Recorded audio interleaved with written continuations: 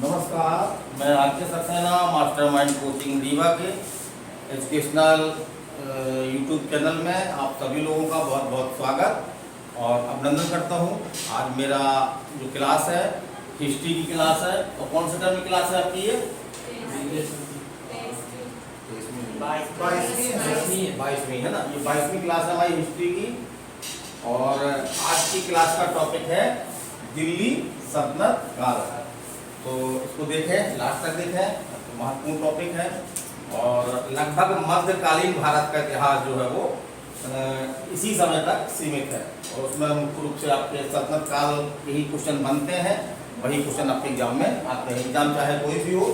तो चलिए अब चलते हैं दिल्ली सल्तनत काल। तो ये कब से कब तक रही? पहला क्वेश्चन तो आपको यही बनता है।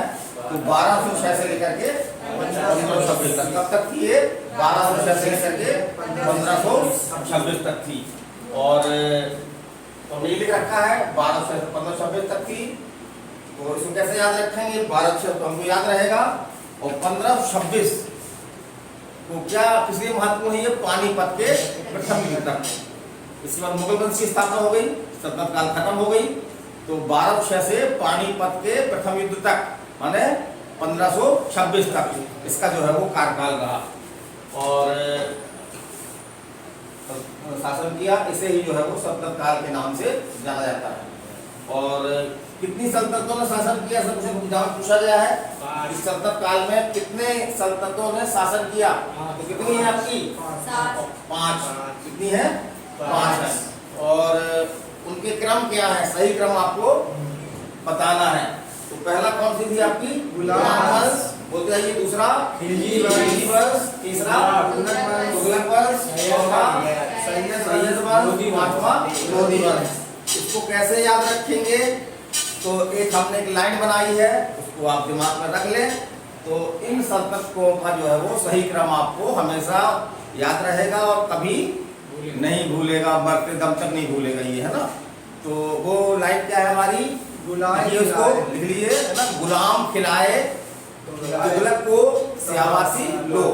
तो गुलाम से पहला वंश बन गया गुलाम, खिलाए किससे बन गया? खिलजी वंश। किसको खिलाए? तुगलक को, तुगलक वंश।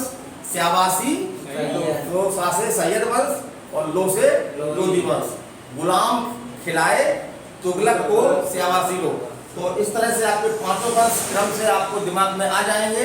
इससे क्वेश्चन बनते हैं। जैसे पहला वंश कौन था दिल्ली सल्तनत काल का? गुलाम वंश था। अंतिम वंश कौन था? खिलजी के बाद कौन सा वंश था? है ना। गुलाम के बाद कौन सा वंश था? ऐसे आपके एग्जाम में आते हैं। चलिए हम चलते हैं आगे। तो हम एक चीज और पूछता एग्जाम में कि सबसे अधिक जो 5 सल्तनतें थी उसमें सबसे अधिक समय तक किसने शासन किया और सबसे कम शासन जो है वो किसने किया? तो सबसे अधिक शासन किसने किया? आपका तुगलक वंश ने सबसे अधिक समय तक रही है। और सबसे कम तक कौन रही? खिलजी रही, है ना। उसके बाद देखिएगा सबसे अधिक तुगलक और सबसे कम जो है वो खिलजी। फिर सल्तनत काल का संस्थापक किसे माना जाता है? कुतुबुद्दीन ऐबक को। इसको माना जाता है कुतुबुद्दीन ऐबक को। अब हम बात करते हैं सल्तनतों की। तो पहली सल्तनत हमने क्या बताई थी? गुलाम वंश, है ना। गुलाम वंश। इसका कार्यकाल याद रखिए कहां से कहां तक है? 1206 से लेकर के 1206 से लेकर के 1290 है ना। 1206 से लेकर के 1290 ईस्वी तक। याद रखिएगा 1206 से लेकर के 1290 तक। ऐसे पूछ सकते हैं कि गुलाम वंश ने कब से कब तक शासन किया? 1206 से लेकर के 1290 तक। अब हम बात करते हैं इसके शासकों की। तो पहला शासक कौन था इसका? कुतुबुद्दीन ऐबक। तो संस्थापक कौन था आपका इसका? कुतुबुद्दीन ऐबक, है ना। तो गुलाम वंश की स्थापना किसने की? कुतुबुद्दीन ऐबक ने। और कुतुबुद्दीन ऐबक ने राजधानी क्या बनाई थी? लाहौर, जो वर्तमान में कहाँ पर है?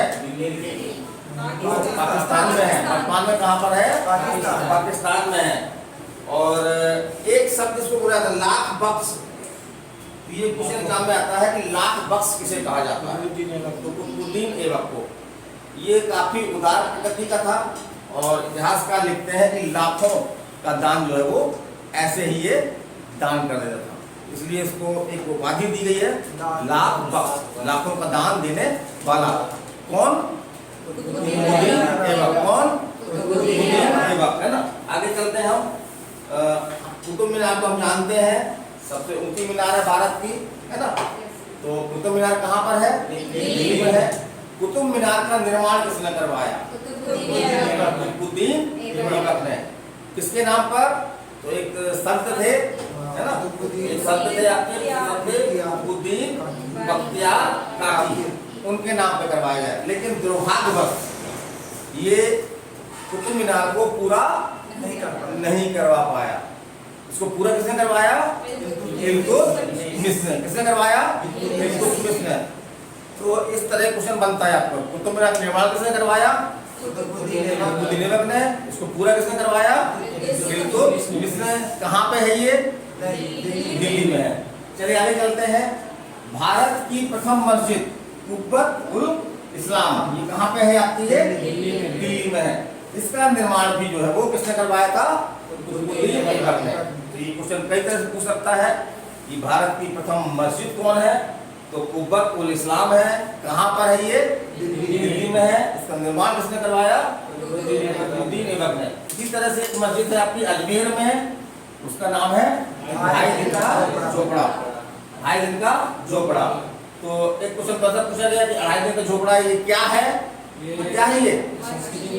एक मस्जिद है ना। और ये पहले क्या था? पहले एक संस्कृत विद्यालय हुआ करता था, उसी को तोड़ करके 2.5 दिन में इसको बनाया गया था।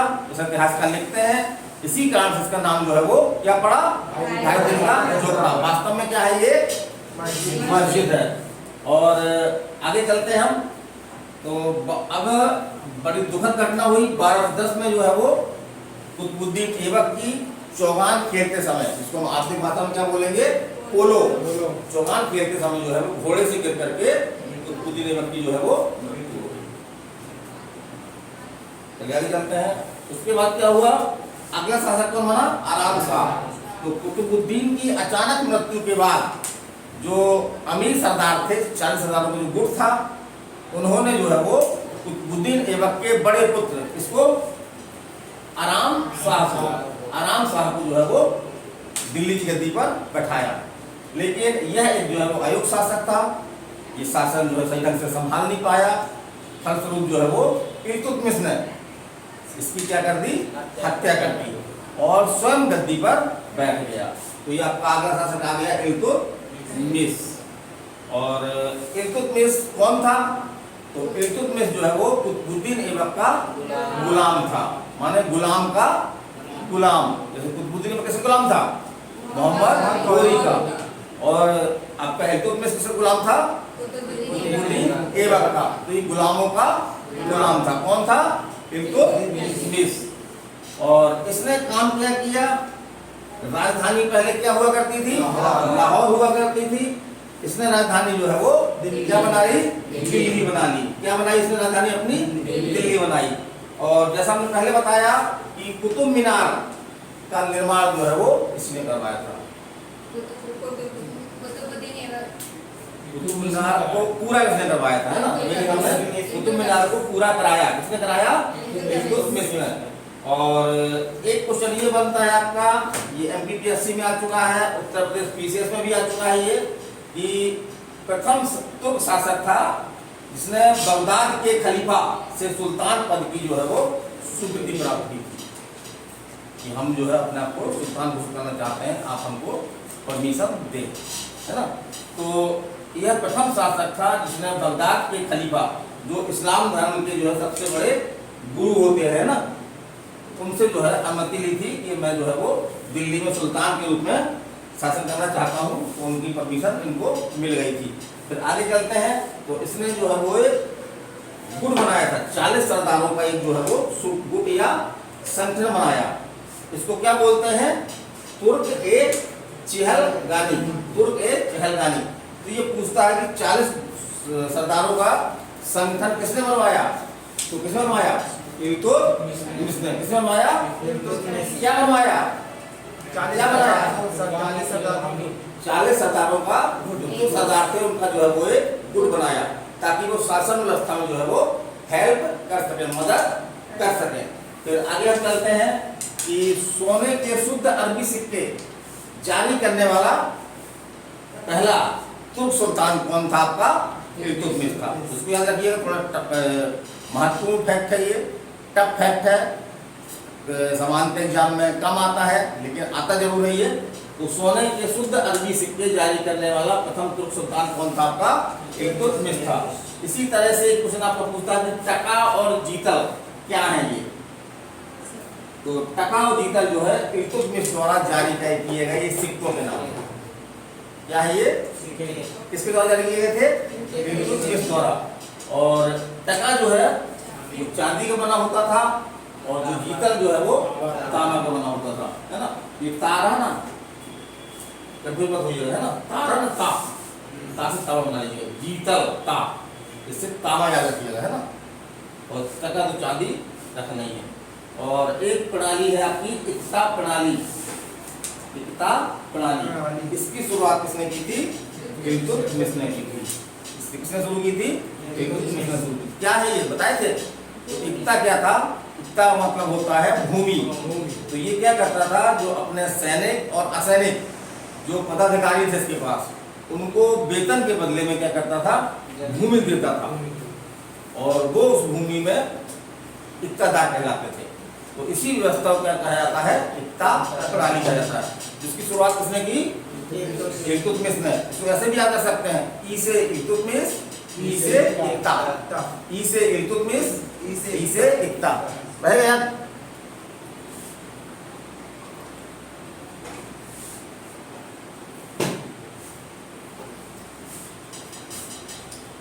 फिर एक चीज और है एग्जाम में आई है कि भारत में मकबरा इसके पहले नहीं बनते थे। तो भारत में मकबरा बनाने की शुरुआत किसके द्वारा हुई? इल्तुतमिश द्वारा। तो इस चीज को याद रखिएगा आप लोग कि भारत में मकबरा बनाने की परंपरा किसने शुरू की? इल्तुतमिश द्वारा। और 1236 में इल्तुतमिश की जो है वो मृत्यु हो गई। और इसका मकबरा कहाँ पर है? आपका दिल्ली में। तो हमने बहुत ज़्यादा फैक्ट नहीं लिए हैं, रबी किताब में बहुत ज़्यादा फैक्ट मिलते हैं, लेकिन एग्जाम में आपके मुख्य रूप से यही फैक्ट आते हैं, इसलिए मैंने यही फैक्ट पढ़ाया। अब अचानक मृत्यु हो जाने के कारण से जो सरदारों का गुट था उन्होंने क्या किया? इल्तुतमिश के बड़े पुत्र किसको? रुकनुद्दीन फिरोज को। कौन? रुकनुद्दीन फिरोज को जो है वो गद्दी पर बैठाया। लेकिन यह एक जो है वो अयोग्य शासक था, है ना, काफी विलासी शासक भी था। तो हुआ क्या? ये शासन व्यवस्था पे कोई ध्यान नहीं देता था, बल्कि शासन कौन चला रहा था इसकी ओर से? इसकी मां जो है वो कौन? शाह तुर्कान।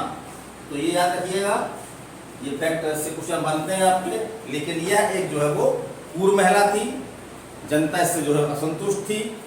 और सबसे बड़ी बात यह है कि जो सरदारों का गुट था, 40 सरदारों का जो तुर्क गुट था, तुर्क सरदारों का, वो भी इससे प्रसन्न नहीं था। फलस्वरूप क्या हुआ? एक बार विद्रोह हो गया इसके खिलाफ में। अंततः क्या किया कि इसको जो है वो बंदी बना लिया गया और तुर्क सरदारों ने इल्तुतमिश की पुत्री, क्या नाम है? रजिया सुल्तान, उसको जो है वो शासन की बागडोर सौंपी। तो आज यहीं तक, अभी गुलाम वंश खत्म नहीं हुआ है। तो कल हमारा इससे हम आगे बढ़ेंगे, दिल्ली सल्तनत काल में गुलाम वंश से हम आगे बढ़ेंगे। और ये हमारी श्रृंखला में हम सभी वंश पढ़ाएंगे, आपको लोधी वंश तक पढ़ाएंगे। तो कल का हमारा टॉपिक शुरू होगा, रजिया सुल्तान शुरू होगा। तो रजिया सुल्तान एक अपने आप में एक बड़ा रोचक नाम भी है और इतिहास में रजिया सुल्तान जो है काफ़ी प्रसिद्ध है। यद्यपि रजिया का जो है वो कार्यकाल मात्र 4 साल था, लेकिन इस 4 साल में भी जो है वो रजिया ने अपने एक योग्य शासक की जो क्षमताएं थी वो दिखाई और अंततः उसको जो है वो एक पुरुषवादी मानसिकता द्वारा जो है वो उसका अंत कर दिया गया। इतिहासकार लिखते हैं कि रजिया निसंदेह रूप से रजिया में एक अच्छे और योग्य शासक की विशेषता थी। उसकी अगर सबसे बड़ी कमजोरी थी तो वो क्या थी? उसका महिला होना, उसका महिला होना। यदि वो महिला नहीं होती तो निसंदेह रूप से एक बड़े शासकों में, सफल शासकों में उसकी जो है वो गिनती होती। तो कल मैं रजिया से पढ़ाऊंगा और आप लोगों को ये वीडियो कैसा लग रहा है, आप अपनी राय भेजिए।